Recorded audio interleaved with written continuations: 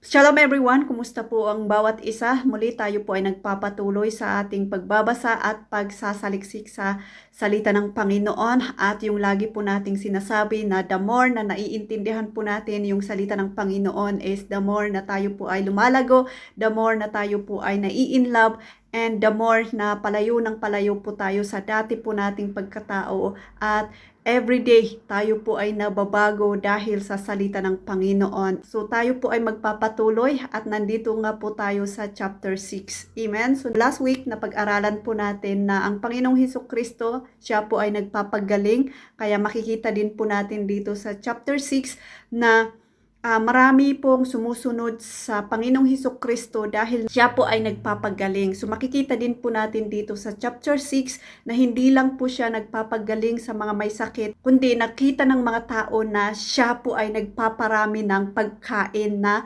nakakabusog. Kaya maraming tao ang sumusunod po sa kanya at kahit saan magpunta si Jesus Christ ay nahanap po siya. Kaya matutunghayan po natin kung ano yung nangyari po dito. Kaya basahin po natin ang salita ng Panginoon. Huwag lang po tayo mag-rely sa sinasabi ko po dito dahil napaka-importante na kung kahit makikinig po kayo sa ibang video or sa aking ina-upload is mas i-recommend ko pa rin na magbasa po tayo ng salita ng Panginoon. Basahin po natin ang ating Bible dahil nakakadagdag po yung pagbabasa po natin kasi iba yung maire-remind po sa inyo kung kayo mismo yung magbabasa, then iba din po yung maire-remind po sa akin. Kaya napakahalaga yung pagbabasa po natin sa salita ng Panginoon na kahit nakikinig po tayo sa ibang tao or even dito nakikinig po kayo dito sa akin is mas madadagdagan kung paano po natin mauunawaan ang salita ng Panginoon. At the more na nauunawaan po natin is the more na naiintindihan po natin kung sino si Jesus Christ sa ating buhay. Kaya napakahalaga na magbasa po tayo ng salita ng Panginoon. Amen? So kung wala po kayong Bible, mag-comment po kayo na kailangan nyo ang Bible and we will do kung ano po yung pwedeng nating gawin. Amen? I can reach out to you kung paano po kita matutulungan. Amen? So, ang Panginoong Hesukristo nga po ay nagparami ng tinapay dito sa Sea of Galilee. Amen? So, tinest niya si Felipe dahil nga marami pong sumunod po sa kanya dahil nakita nga po nila na nagpapagaling po sila. So, nakita ng Panginoon na marami pong sumunod. So, tinest niya yung faith ni Felipe. Sabi niya dito sa verse 5, tumanaw si Jesus at nang makita niyang dumarating ang napakaraming tao, tinanong niya si Felipe, saan kaya tayo makakabili ng tinapay upang makakain ang mga taong ito? Sabi niya iyon upang subukin si Felipe sapagkat alam na niya ang kanyang gagawin. Amen? So sinusubok po tayo ng Panginoon din. Kaya kailangan po natin aralin kung paano sumubok ang Panginoong Hesukristo sa atin para alam po natin sumagot. O di ba? So, sumagot naman si Felipe kahit na po halagang 200 salaping pilak at pilak ng tinapay ay di na sapat para makakain sila ng tikakaunti. So sabi naman ni Andres kasama ng kanyang alagad at kapatid ito ni Simon Pedro. Sabi niya, mayroon po rito isang bata lalaki na may dalang 5 tinapay at 2 isda. Subalit sasapat kaya ang mga ito? Amen? So kahit yung mga alagad po ng Panginoong Hesukristo is hindi pa po nila gaano nakita yung kapangyarihan ng Panginoong Hesukristo po dito. Sabi ng Panginoon, paupuin ninyo yung mga tao at kunin mo yung 5 tinapay at 2 isda. So nagpasalamat ang Panginoong Hesukristo sa 5 tinapay at 2 isda at pinakain ang mga tao. 5,000 yung pinakain nila doon at marami pa pong sobra. Yun po yung sinasabi po dito. So dahil doon, mas maraming lumalapit sa Panginoong Hesukristo. Mas maraming humahanap kay Panginoong Hesukristo. Amen. Bumalik yung mga tao doon kung saan nagpakain ang Panginoong Hesukristo ng maraming tao. Ngunit nakita po nila na wala po doon si Jesus Christ at ang kanyang mga alagad ay hinanap po nila dahil ang Panginoong Hesukristo ay nagpunta sa Capernaum. Doon po siya magtuturo at sinundan po siya ng mga tao doon. So sabi niya dito sa verse 25, nang makita nila si Jesus sa ibayo ng lawa, siya ay tinanong nila, Guro, kailan pa kayo rito? Sabi po nila. Sumagot si Jesus, pakatandaan ninyo, hinahanap ninyo ako hindi dahil sa mga himalang nakita ninyo, kundi dahil nakakain kayo ng tinapay at nabusog. Sabi ng Panginoon, huwag ang pagkaing nasisira ang inyong pagsikaping kamtan, kundi ang pagkaing hindi nasisira at nagbibigay ng buhay na walang hanggan. Iyan ang ibibigay sa inyo ng anak ng tao sapagkat siya ang binigyan ng Diyos Ama ng ganitong karapatan. Amen. So sinabi ng Panginoon na dahil hinahanap niyo ako dahil gusto niyong mabusog, gusto niyong makakain.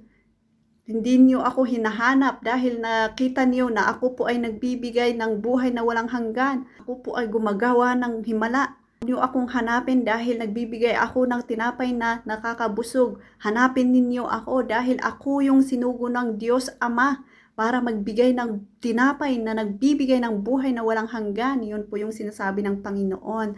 Kaya tinatanong po nila si Jesus Christ, ano po yung gagawin po namin? Ano pa yung mga himala na ipapakita mo para kami po ay maniwala at manampalataya sa iyo? Sabi nila sa 31, ang aming mga ninuno ay kumain ng mana sa ilang ayon sa nasusulat. Sila'y binigyan ni Moises ng tinapay na galing sa langit. Sabi nila, pero sabi ng Panginoon, pakatandaan ninyo, hindi si Moses ang nagbigay sa inyo ng tinapay na galing sa langit. Ang aking Ama ang nagbibigay sa inyo ng tinapay na galing sa langit. Dahil ang tinapay na galing sa Diyos ay bumaba mula sa langit at nagbibigay buhay sa sangkatauhan. Amen? Sumagot sila, Ginoo, bigyan po ninyo kaming lagi ng tinapay na ito. Amen? So excited po sila. Gusto po nilang makakain ng tinapay lagi. Sabi po ng Panginoon, ngunit sinabi ko sa inyo, nakita na ninyo ako, ngunit hindi pa rin kayo sumasampalataya sa akin. Lalapit sa akin ang lahat ng ibinibigay sa akin ng Ama at hinding-hindi ko itataboy kailanman ang sino mang lumalapit sa akin. Ako'y bumaba mula sa langit hindi upang gawin ang sarili kong kalooban, kundi ang kalooban niya na nagsugo sa akin. At ito ang kaniyang kalooban, ang huwag kong hayaang mapahamak ang kahit sino man sa mga ibinigay niya sa akin, kundi ang buhayin ko siyang muli sa huling araw.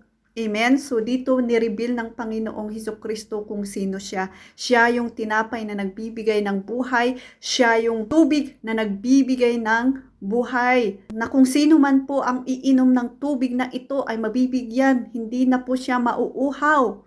Kung sino man po ang kakain ng tinapay na ito ay hindi na po siya magugutom. Amen. Hindi pa rin po ito naiintindihan ng mga Hudyo. Sabi niya, nagbulong-bulungan ang mga Hudyo dahil sa sinabi niyang, ako ang tinapay na bumaba mula sa langit. Sinabi nila, hindi ba ito si Jesus na anak ni Jose? Hindi po nila naintindihan kung paano bumaba ang Panginoon, kung paanong sinugo ng Panginoon si Panginoong Hesukristo na bumaba dito sa lupa at mailigtas po tayo, mabigyan po tayo ng buhay na walang hanggan. Amen. So napakabulag po nila. Ang gusto lang po nila yung tinapay na nakakabusog, pero ginigiit pa rin ng Panginoon na siya yung tinapay na nagbibigay ng buhay na walang hanggan. Dahil dito nagkaroon ng mainiting pagtatalo ang mga Hudyo. Paano maibibigay sa atin ng taong ito ang kanyang laman upang makakainin natin? Sabi po nila, so verse 53, sinabi ni Jesus, pakatandaan niyo, malibang kainin ninyo ang laman ng anak ng tao at inumin ang kanyang dugo, hindi kayo magkakaroon ng buhay. Ang kumakain ng aking laman at umiinom ng aking dugo ay may buhay na walang hanggan at muli ko siyang bubuhayin sa huling araw, sapagkat ang aking laman ay tunay na pagkain at ang aking dugo ay tunay na inumin. Amen? So, ito po yung sinasabi ng Panginoon. Hindi po ito naiintindihan ng mga Hudyo. Kaya sabi niya dito sa verse 60, narinig ito ng kanyang mga alagad at marami sa kanila ang nagsabi, mabigat na pananalita ito. Sino ang makakaunawa nito? Amen. Sino ang makakaunawa nito? So nagbulong-bulungan ulit po sila. So sabi nila dito sa 62, gaano pa kaya kung makita ninyong umaakyat ang anak ng tao papunta sa dati niyang kinaroroonan? Amen. So sabi ng Panginoon, gaano pa kaya ako'y pupunta sa langit, hindi pa po niyo ako paniniwalaan. Ang Espiritu ang nagbibigay buhay, hindi ito magagawa ng tao. Ang mga salitang sinabi ko sa inyo ay Espiritong nagbibigay buhay. Amen? So, kahit dito sinabi po niya na ang Espiritu ang magbibigay ng buhay pagkatapos niyang umakyat sa langit. So kahit po dito nire-reveal na niya kung ano yung mangyayari in the future. Kaya sabi niya, alam na ni Jesus buhat pa noong una kung sino ang hindi mananalig sa kanya at kung sino ang magkakanulo sa kanya. Idinugtong pa niya, iyan ang dahilan kaya ko sinasabi sa inyo na walang makakalapit sa akin malibang ito'y loobin ng Ama. Amen. So wala pong makakalapit kay Panginoong Hesukristo maliban lamang na ito po ay loobin ng Ama. Pero ang kaloob ng ating Ama, the Abba Father, ay lahat po tayo ay makalapit sa Panginoong Hesukristo. Lahat po tayo ay manampalataya sa Panginoong Hesukristo. Yun po yung kalooban ng Ama. Amen. Pero yun nga, we have a free will to choose kung sino ang pananampalatayan po natin. Kaya whoever believe in Him will not perish but have an everlasting life. John 3:16. Amen? Paulit-ulit. So, nakaka-excite. So, sabi na sa 66, mula nooy marami sa kaniyang mga alagad ang tumalikod at hindi na sumama sa kanya. Amen? So, dahil sa pag-reveal po niya na siya yung tinapay na nagbibigay ng buhay, dahil at that moment, hindi na po siya nagpakain ng tinapay na nakakabusog, hindi na po siya nagpakain ng tinapay to satisfy the body sa mga tao na nandoon, kundi nireveal po niya yung sarili niya na yung sarili niya, siya yung nagbibigay ng buhay na walang hanggan. Kaya at that time, marami pong tumalikod po sa kanya, marami pong umalis po sa kanya. Amen? So, ganun din po tayo, no? So, kahit marami pong gustong maligtas, kahit sino, kung tatanungin po tayo, gusto mo po bang maligtas or gusto mo po bang pumunta sa langit? Siyempre, ang isasagot po natin is yes. Gusto po nating maligtas. Pero kung sasabihin, okay, follow the way of Jesus Christ. Paano mamuhay ang Panginoong Hesukristo? Follow Him.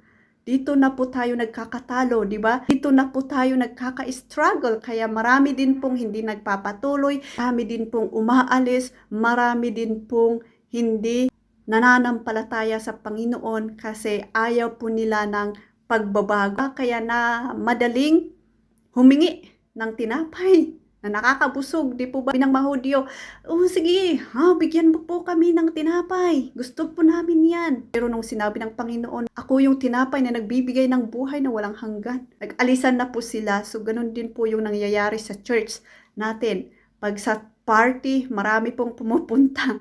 Pag sabihin, ay tara sa church, maraming pagkain doon. May maraming pupunta. It's okay kung tayo po ay first time, kung tayo po ay bagong mananampalataya, pero kung mature na po tayo, matagal na po tayo, I hope na hindi na po yung pagkain na nagbibigay ng kabusugan sa tiyan po natin, yung priority po natin para pumunta sa church, kundi yung tinapay, yung salita ng Panginoong Hesukristo na nagbibigay ng buhay, yung priority po natin para pumunta sa church. Dahil yun po yung napakahalaga, hindi yung nakakabusog po sa ating physical body, but yung spiritually, yun po yung nabubusog po sa atin. Yun po yung priority po natin para manampalataya sa Panginoon, pumunta sa church, magbasa ng Bible, at magpuri sa Panginoon. Di po ba? So, yun po yung gusto ng Panginoon na pananampalataya po sa atin. Yun po yung hanapin po natin kasi yun po yung sinabi ng Panginoon. Sabi sa verse 27, huwag ang pagkaing nasisira ang inyong pagsikaping kamtan, kundi ang pagkaing hindi nasisira at nagbibigay ng buhay na walang hanggan. Yun po yung sinabi ng Panginoon. Kaya pagsikapin po nating hanapin ang tinapay na nagbibigay ng buhay na walang hanggan. I hope na yun po yung priority po natin sa pagpunta po natin sa church. Hindi yung pagkain, hindi lang dahil may party or hindi lang dahil may nag-birthday at maraming pong handa para tayo po ay pumunta sa church, kundi pupunta po tayo doon dahil ang hinahanap po natin ay yung tinapay na nagbibigay ng buhay na walang hanggan. Amen? So I hope na matuto po tayo dito na dahil nalaman po nila na ang Panginoong Hesukristo yung tinapay na nagbibigay ng buhay na walang hanggan ay nagsialisan po sila. So tinanong ni Jesus ang 12, kayo naman, gusto rin ba ninyong umalis? Sumagot si Simon Pedro, Panginoon, kanino po kami pupunta? Sabi niya, nasa inyo ang mga salitang nagbibigay ng buhay na walang hanggan. Naniniwala kami at ngayon natitiyak namin na kayo nga ang banal na mula sa Diyos. Praise the Lord, yung mga disciple po niya, pinaniwalaan po nila ang Panginoong Hesukristo na siya yung nagbibigay ng buhay na walang hanggan. Praise the Lord, dahil sa kanilang pananampalataya ay tayo din naaabot po tayo. Kaya napakahalaga yung pananampalataya po natin na ang Panginoong Hesukristo ay siya yung tinapay na nagbibigay ng buhay na walang hanggan para sa atin. Kung hindi po natin tatanggapin ang Panginoong Hesukristo na siya yung Panginoon, siya yung nagligtas po sa atin, siya yung nagbibigay ng buhay na walang hanggan, to whom shall we go? Saan po tayo pupunta? Dalawa lang ang daan. Pupunta sa lifetime suffering or pupunta po tayo sa lifetime na buhay na walang hanggan. Ngayon, natutunan po natin na ang Panginoong Hesukristo, siya yung tinapay na nagbibigay ng buhay na walang hanggan, siya yung nagbibigay ng satisfaction, siya yung salita, siya yung Diyos sa ating buhay na nagbibigay ng buhay na walang hanggan. Amen? So paulit-ulit lang po natin ito pinapakinggan na ang Panginoong Hesukristo, siya yung kaligtasan po natin, ang Panginoong Hesukristo na siya ay Diyos at siya yung nagbibigay ng kaligtasan po natin. Amen? So kung hindi po natin ito maintindihan, hindi po natin ito paniwalaan, to whom shall we go? Sabi niya dito sa verse 70, sumagot si Jesus, hindi ba't ako ang humirang sa inyong 12? Sa kabila nito'y diablo ang isa sa inyo. Ang tinutukoy niya ay si Judas na anak ni Simon Iscariote. Sapagkat si Judas na kabilang sa 12 ang siyang magkakanulo sa kanya. Amen? So I hope na hindi po tayo isa sa traidor sa ating pananampalataya. I hope na hindi po isa sa atin yung hipokrito sa ating pananampalataya sa Panginoong Hesukristo. Kundi the more na tayo po ay naglilingkod sa Panginoon is the more na nauunawaan po natin ang Panginoong Hesukristo, and the more na nahahumble po tayo, yung sinabi ko po kanina, na the more na tayo po ay nababago, the more na naiiwan po natin yung dati po nating pagkatao, at the more na nakikita yung pagkapanginoon ng Panginoon sa ating buhay. Araw-araw marami po tayong pagkukulang. Kaya maraming salamat sa Panginoong Hesukristo, hindi pa rin niya tayo sinusukuan, hindi pa rin po siya humihinto para magtrabaho para sa atin. Dahil hanggang ngayon, hanggang in the future, God is working in our life para tayo po ay magbago, glory to glory, at makamtan po natin yung buhay na ipinagkakulob niya po sa atin. Kaya nasa atin kung tayo po ay tatanggap po sa Kanya bilang Diyos sa ating buhay. Kaya this is the time that you receive Jesus Christ as our Lord and Savior at sumunod po tayo sa Kanya. Huwag lang po natin tanggapin, kundi sumunod po tayo. Huwag tayong gumaya sa mga kumain ng mga tinapay, pero at the end, nang nagpakilala ang Panginoon na siya yung tinapay na nagbibigay ng buhay na walang hanggan, iniwan po nila. Hindi po nila pinawiniwalaan. I hope na hindi po tayo ganon, pero mas paniwalaan po natin na totoo yung Panginoong Hesukristo na siya yung nagbigay ng buhay na walang hanggan. Siya po yung namatay at nabuhay muli. Yun po yung ipinapakita ng Panginoon sa kanila, iyon. Pero hindi po nila, ang akala po nila na pagkain talaga yung katawan ng Panginoong Hesukristo. Pero ang Panginoong Hesukristo, yun po yung nag-sacrifice to die at mabuhay muli. Yun po yung pag-asa po natin.